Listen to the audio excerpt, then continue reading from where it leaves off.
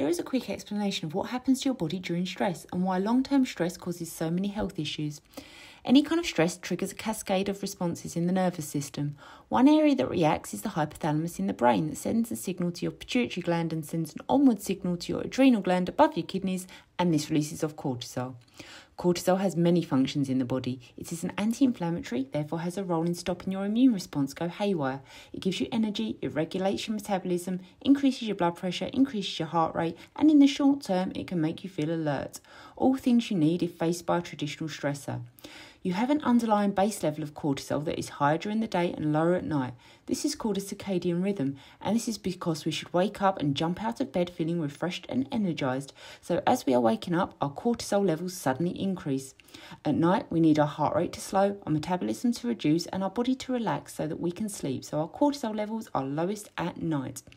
The clever thing with cortisol is that when the levels get high, it essentially turns off its stress reaction. This is called a negative feedback loop.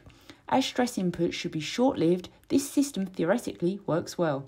Unfortunately, modern-day life means that a lot of stress we put ourselves under are from ongoing stressors, rushing around, worrying about bills and other people, 5 million emails per day. So the rising cortisol levels tell the hypothalamus to switch off the stress response, but the hypothalamus is still being bombarded by stressors, so it turns itself back on again. None of these stressors are physical either, so the increase in blood pressure, metabolic changes and immune suppression, not as handy as if you were fleeing from a predator. And if the stressor isn't going away, you could be sitting there at your desk with high blood pressure, heart rate and lots of wired energy, basically feeling stressed.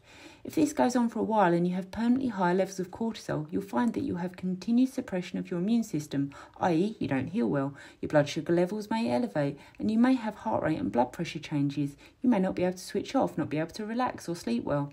And if the stressors continue, what can ultimately happen is that our adrenal glands fatigue, so they have been working too hard and then they shrink and subsequently produce less cortisol.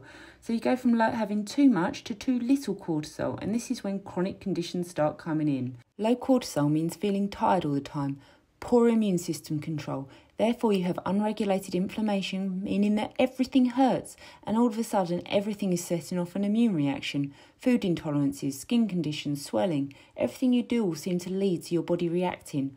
Also, because cortisol is what switches off this system, it can no longer do this, so you constantly feel stressed. Tired but wired is a common theme. Everyone is a bit different with their symptoms. They will depend on your genetic predisposition, gender, and what type of stresses you've been going through, but it will encompass multiple health areas and generally take a lot of lifestyle changes to make improvements.